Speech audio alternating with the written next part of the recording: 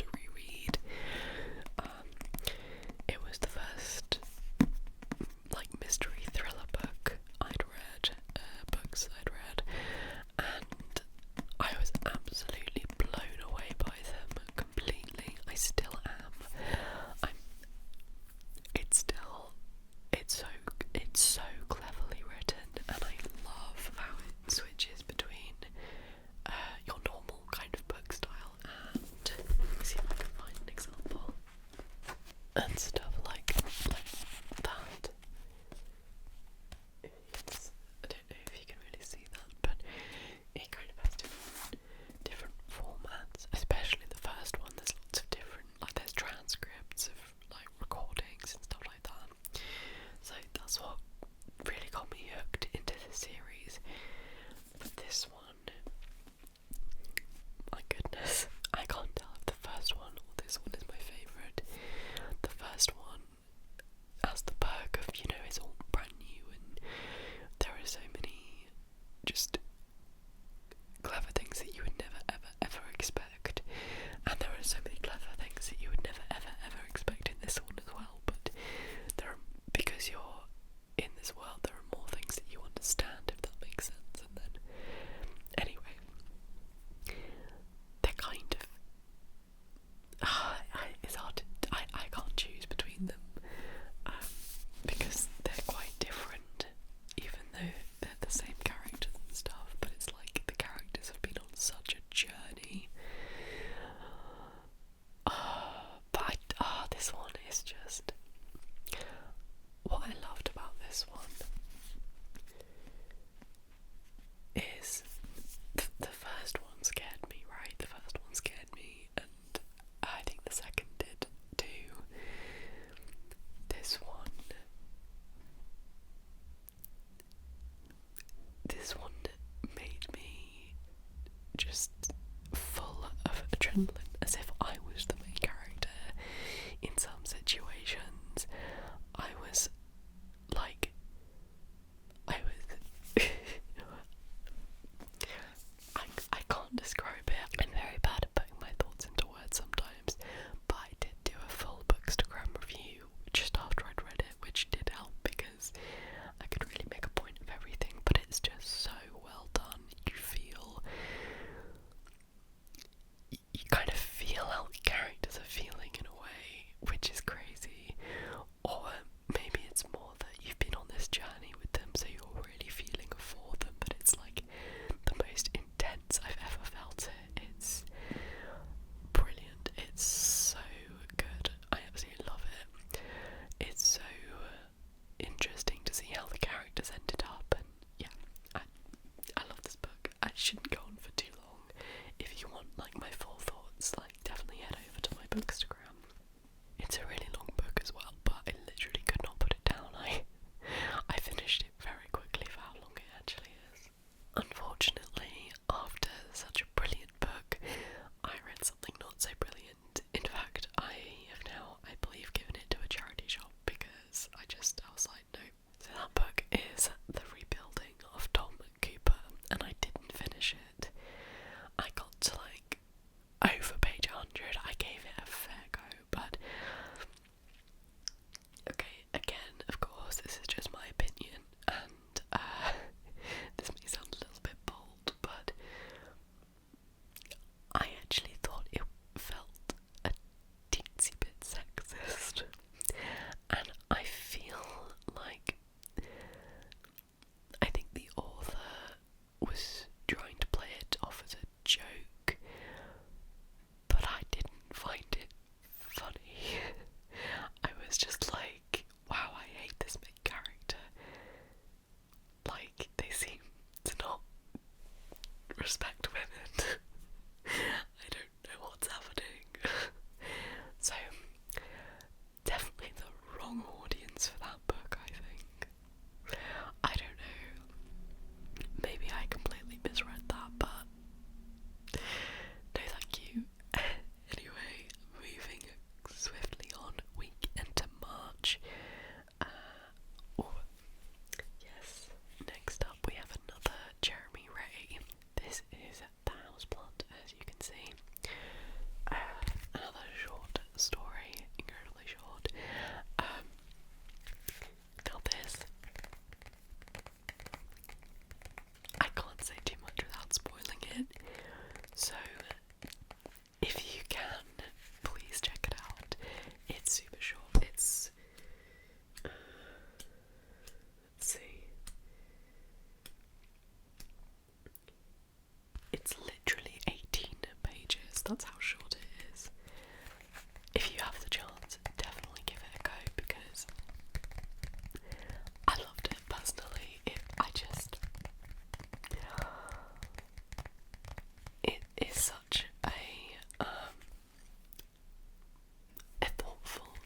story. It is really well told, I think, and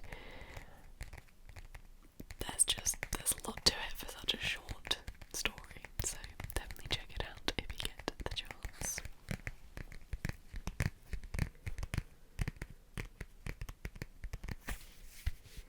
Up next we have the Wimpy Kid movie diary, which is just behind the scenes of making the Wimpy Kid movies.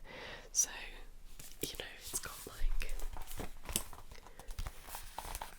pictures and how they did the props and stuff, and actually I thought it would be fun, but it was a lot better than I imagined, because I don't know, they put a lot of effort into it. There were a lot of really interesting facts and stuff about the process of filmmaking, about the book series itself and all that kind of stuff, plus some pictures that I'd never seen before, and it was, yeah, genuinely fantastic.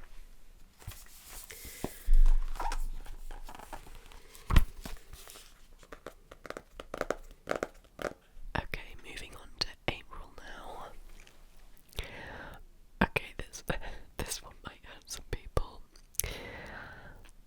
I read The Secret Garden, but I didn't finish it because I didn't like it.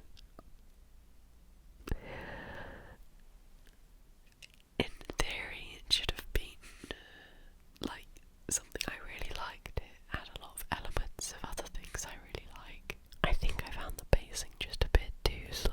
Like, you expect it in old books, but it was really dragging for me.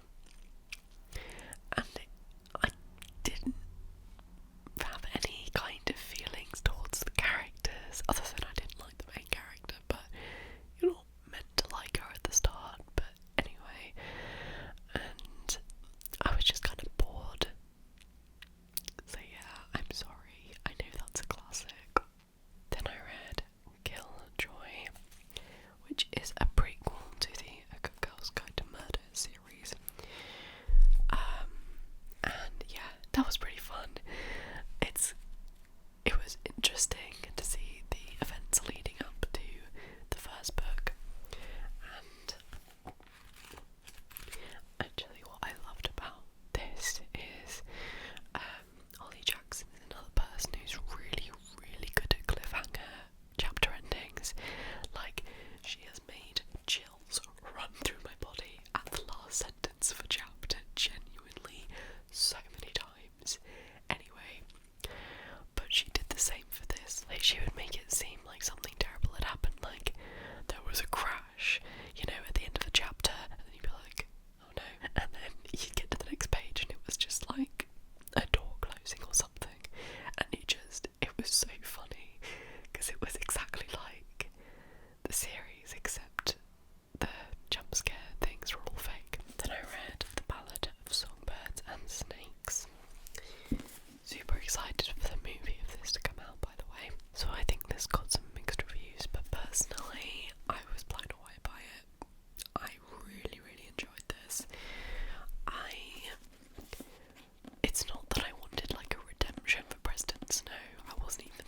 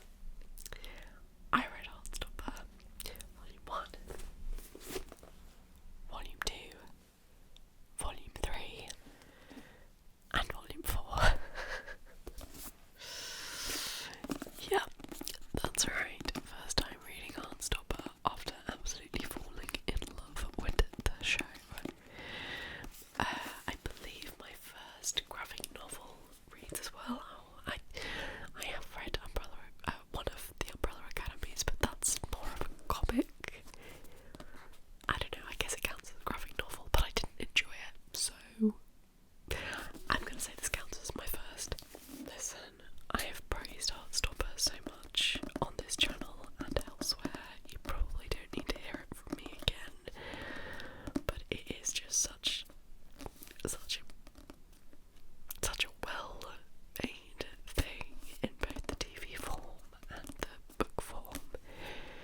It's wholesome, but it's thoughtful, and it talks about important things, and it's just gorgeous, and I can't get enough, and yeah, absolutely love it, absolutely love it. It was really interesting reading the graphic novels after watching the show. It was so cool to see how they looked originally, so yeah, absolutely love it.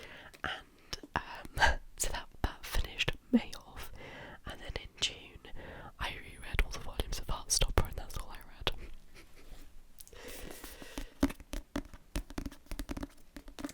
Big favourite of the year for sure, for sure.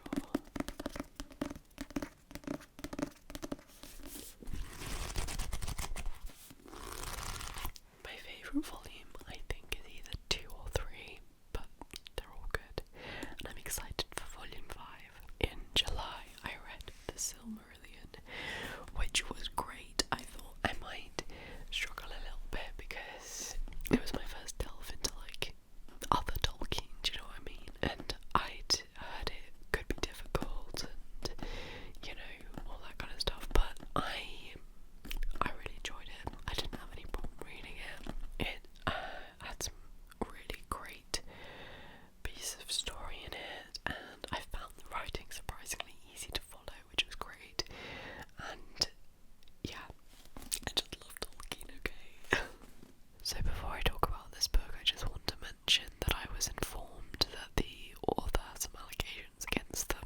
So yeah, I just wanted to mention that I am aware. I like to separate art from artist anyway, so if there are any other authors that have allegations against them and I didn't mention it, then, you know, do let me know. But I separate art from artist, and we're here to talk about books. So this is like One Day, which I haven't read but I've seen the movie of, and it takes place one day over 6 years.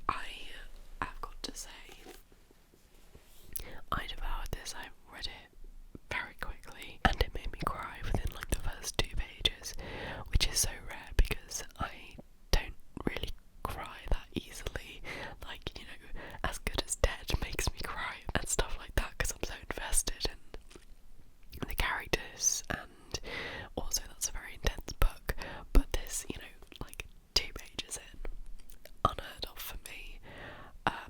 But it's about this trans character, and just hearing the perspective, it just really got me. I don't know, it's so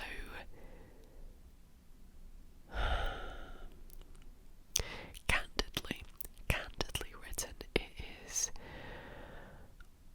gorgeous, a really, really gorgeous piece of writing, and a very interesting story, so I really enjoyed it. Also in July I read The Woman in Black, so yeah, a horror book.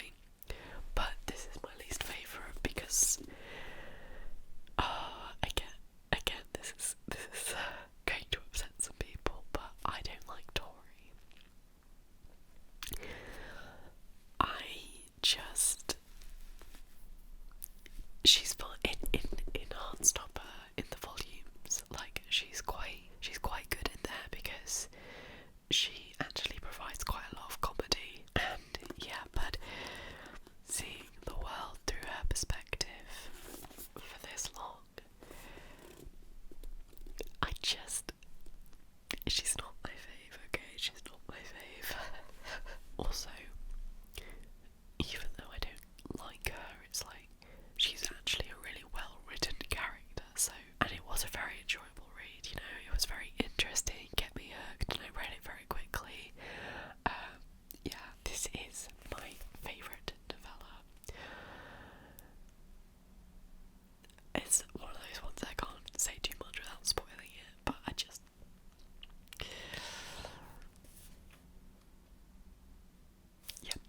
that's all I'm gonna say.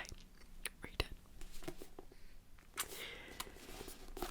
Then we've got Radio Silence. Now this is my favourite of the non-Heartstopper and novellas. All of Alice Oseman's books are just top writing quality, like they're all as good as each other in writing quality and all that kind of stuff.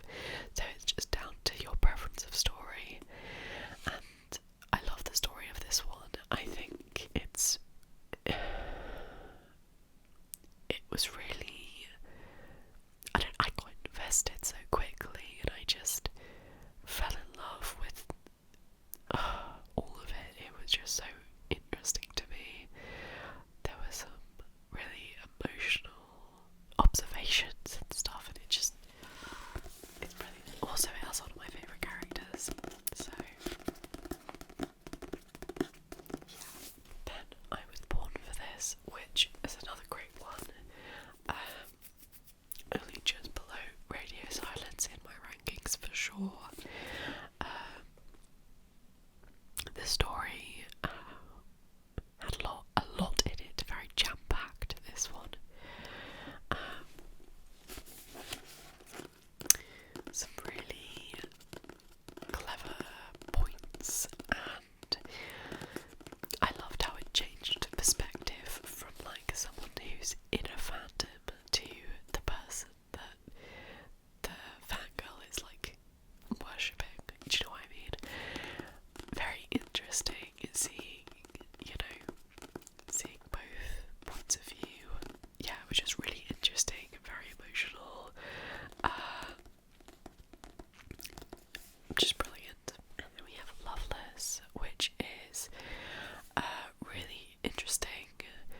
Probably has like the least story in it, and I don't mean that in a bad way, I just mean it's very focused around the main character finding out about themselves, and it's very interesting to learn more about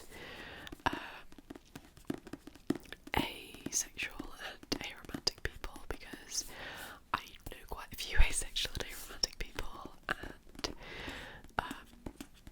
yeah, I love to hear about everyone's labels. I'm always interested in hearing about your labels. Really good. I love them all. I could talk about them all for hours, but I try to keep it brief. Something I really, really love about these books is how they link together. I won't say any more than that, but so good. In November, I read a book that I can't talk about because it's not yet published. I read just an advanced copy of it, so I can't talk about it, but I very much enjoyed it. And December, I read some more of that, and then I read A Christmas Carol. Absolute classic. I've seen so many film versions that I was like, I need to read the book, and well, it was everything I expected, but it was really nice, lovely to read at Christmas, and yeah. Then I read Thieves, which is a graphic novel.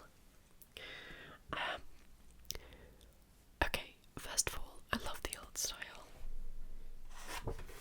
Get a kind of sense of it. The colour schemes were really, really pretty, and I thought the illustrations were just great. In terms of the actual story, I thought it was fun,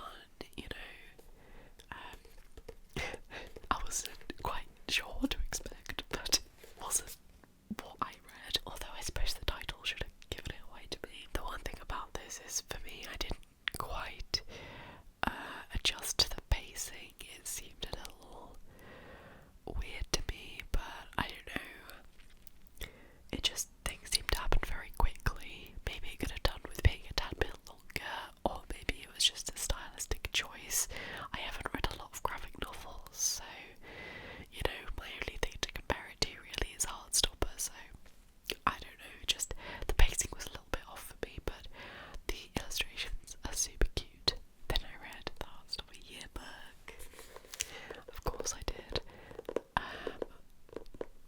What can I say? Learning additional facts about the series, yes please. And even the stuff I already knew, like, it's really nicely put together, and there are some really, really lovely drawings, so I loved it. Definitely gonna have a look at it many times in the future.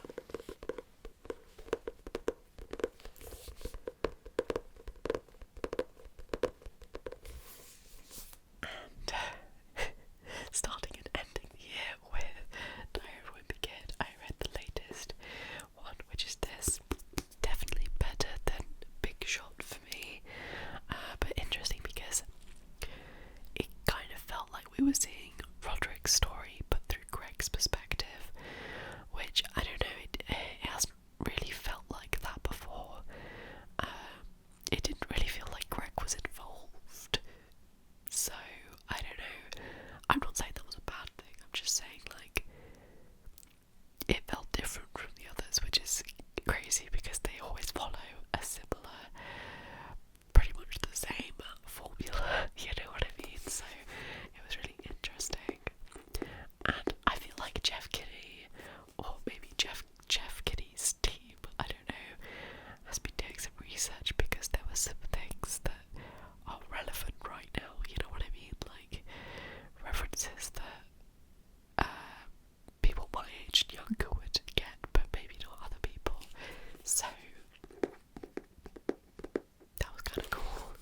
It didn't feel, you know how sometimes it can feel a bit cringy when like older adults are like trying to relate to younger audiences. It didn't feel like that. It just felt informed, and yeah, pretty good one. Unfortunately, I forgot to download it to my Kindle because I read it on my Kindle app on my phone. But I read a shorter story called As You Wish, and I loved it. It was brilliant. It was there were so many beautifully written moments, you know, it was so thoughtful and thought-provoking and very dark, but like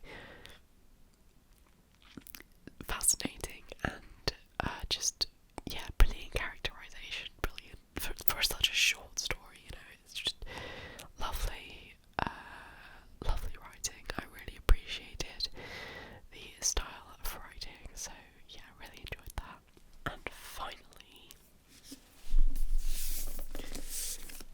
5 Survive by Holly Jackson. Now, no spoilers because I haven't finished it. In fact, I've barely started it, but I wanted to include it because I have started it. Yes, it's what I'm currently reading, and I'm very excited. So, yeah. When Holly Jackson announced a new book, my mouth hit the floor. I was so excited, and I am very much enjoying it so far. But that's it. That is my final book. If you've made it this far, then congratulations, you are a trooper, and I hope you enjoyed seeing some books, whether any that you've read or that you want to read. Did you agree with me? Did you disagree with me? Just let me know anything down below. And Happy New Year's Eve. And yeah, thank you so much for watching. I'll see you all soon.